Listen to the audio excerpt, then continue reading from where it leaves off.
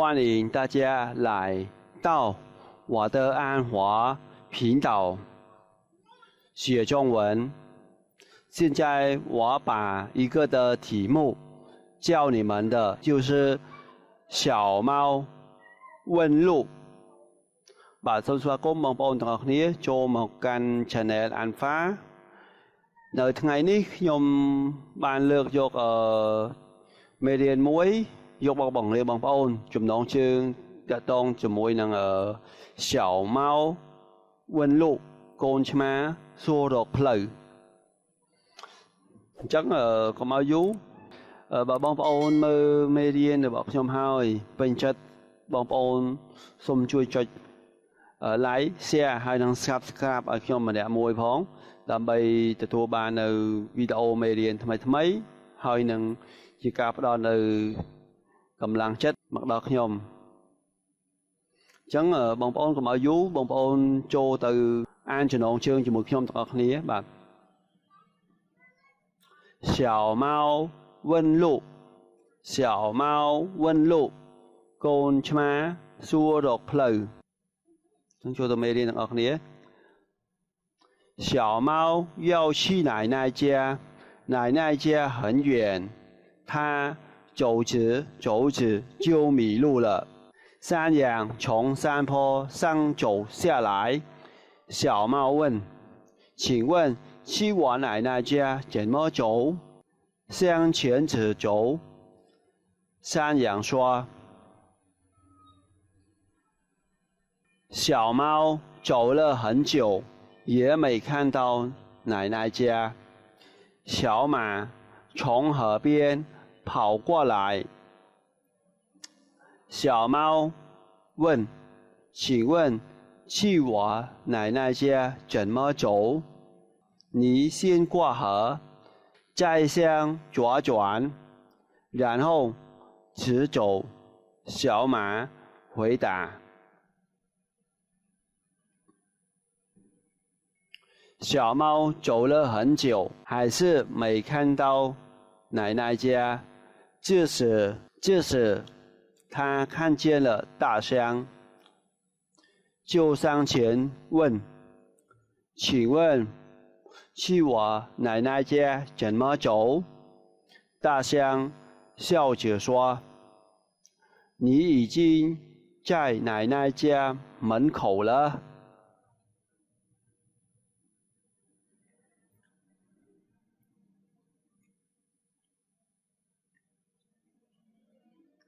词语连别小猫កូនឆ្មា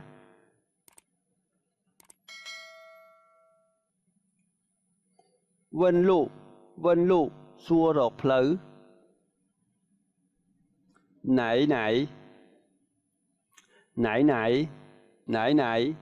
យាយ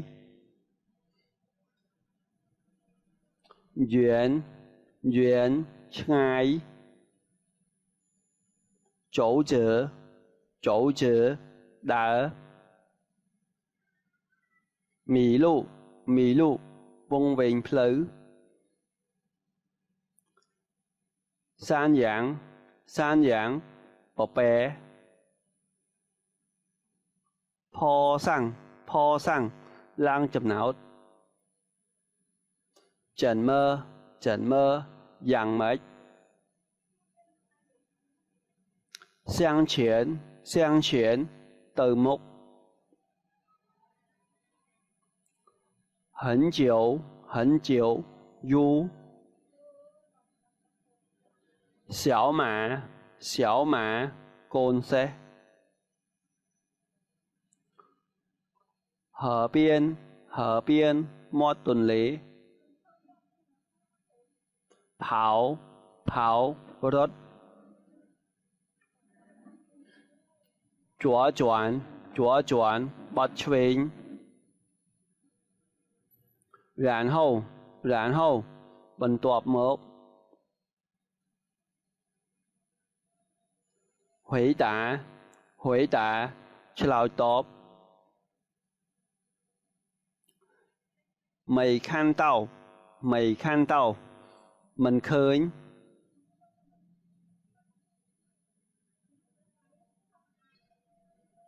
这时被你看见mơ khơi tạ sang đầm rẫy已经bán门口 một phía一句读ăn một clear ăn một clear ở đó cơn võ ý chi tố bạt ở đó dương màu ăn một clear cho mỗi thằng nhóm 小猫要去奶奶家，奶奶家很远，它走着就迷路了。Con chma trong tờ đột tia lục dây ngày nè, viết đã tự hỏi cô vùng viện phơi.小猫 con chma dầu chọn chi bỏ là tứ nãy nay bỏ là lục dây che bỏ là tia. Duyên ngày hẳn duyên ngày nè, tha bỏ thà vía trong tha nếu dương phở chấm búa sạch trong dương phở biết tha bỏ thà vía chỗ chờ mình đã mỹ lụ bỏ thà vùng vĩnh phơi sơ mỹ lụ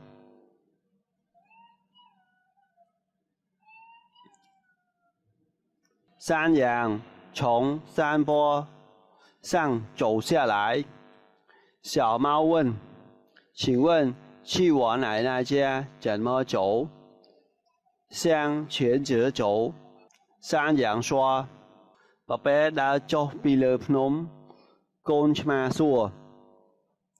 xôm xua tơ tia lục dây nhóm tam phơi ná宝贝này vậy tha đã từ một là hồ tứ山羊就是宝贝，就是山羊。虫面的它壁虫，坡上面的它让chấm脑走đã下来cho màu问说，请问送说，奶奶lục dây怎么养美？向前面từ một chữa chầu đa từ tròn là hồ. 小猫走了很久，也没看到奶奶家。小马从河边跑过来，小猫问：“请问去我奶奶家怎么走？” Con chma đã tới dạng du, con mình toán khơi tia lục dây, con sẽ hơ rất một pi một tuần lễ, con chma xua xôm xua tới tia lục dây nhóm tam phơi ná. 小猫就是 con chma 走đã很久，游那个游呢，没看到mình khơi như这个mơ mình khơi奶奶就是dây 小马 con xe 河边莫德雷跑就是run。请问松树奶奶 lục dây che bỏ thập tia trên mớ bỏ thá dạng mày.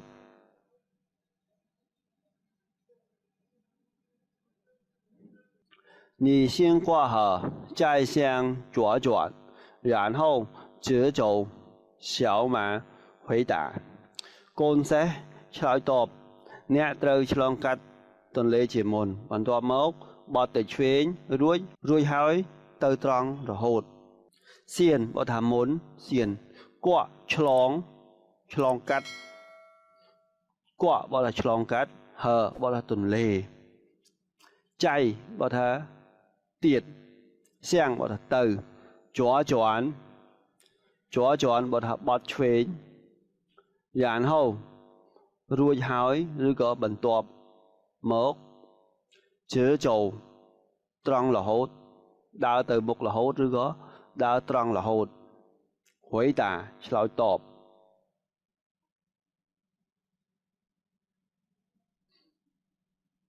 小猫走了很久，还是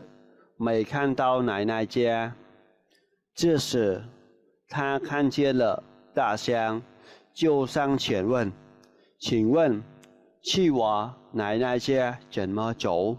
Con chim đã tới dặn dò hỏi nơi mình toàn khơi te lục dày. Bên ní vía bán khơi nằm đây, có cho bị một xua. Xóm xua tới te dây nhóm tam lời ná. Cháu bỏ thật đá, hẳn chiều nè, hẳn chiều bỏ thật dú. Mày khăn tao, mơ mình khơi, chưa sợ bên ní, khăn chiên. Khơi như có mơ khơi như sự khan chiên. Tạ xiang bọn họ đầm rấy, như cái sắt đầm rấy, họ biết tạ xiang. Sang chiên, bì mốc, vấn xua. Tạ xiang xiao chở xóa, Nǐ已经在奶奶家门口了. Đầm rấy sao, hỏi như vậy thà. Nè bạn mặc đồ một phía te lục giấy hỏi ta sang bỏ thật đậm rẫy sao bỏ thật sao chờ có sao đấy xoa bỏ thật giấy ý chín bỏ thật bán che bỏ thật te mẫn khẩu một phía phu sĩ lùm lắc mê điến. 小猫 con chim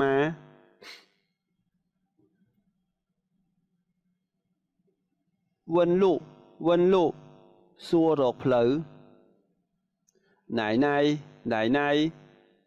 dây duyên chai chỗ chờ đỡ Mỹ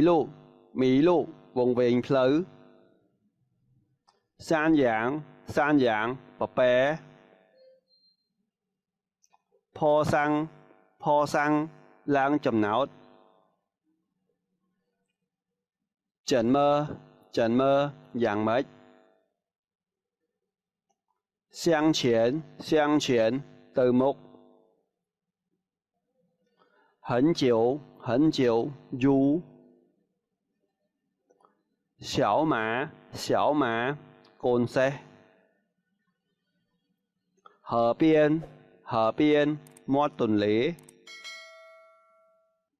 跑rớt左轉bật chuyển然後 bình tọp một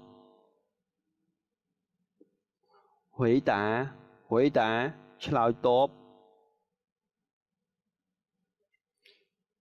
mày khăn tao mình khơi这时被你看见 mơ khơi tạ xiang đầm rẫy ý chính bán门口 một phía 好了，大家，我们的课文要读完了。我希望大家满意我的视频。如果大家满意，就帮忙我按的 subscribe， 一个人一个的 subscribe 给我。បាទមេរៀនរបស់យើងបានចប់ហើយអញ្ចឹងបើបងប្អូនមើលហើយពេញចិត្តសូមបងប្អូនជួយចុច subscribe ឲ្យខ្ញុំម្នាក់មួយដើម្បីទទួលបាននៅវីដេអូមេរៀនថ្មីៗហើយនឹងជាការផ្ដល់នៅកម្លាំងចិត្តដល់ខ្ញុំផងដែរបាទ谢谢大家观赏我的视频សូមអរគុណអ្នកទាំងអស់គ្នា ដែលបានទស្សនាវីដេអូរបស់ខ្ញុំចាយជៀនសូមជម្រាបលាជួបគ្នាមេរៀនក្រោយទៀត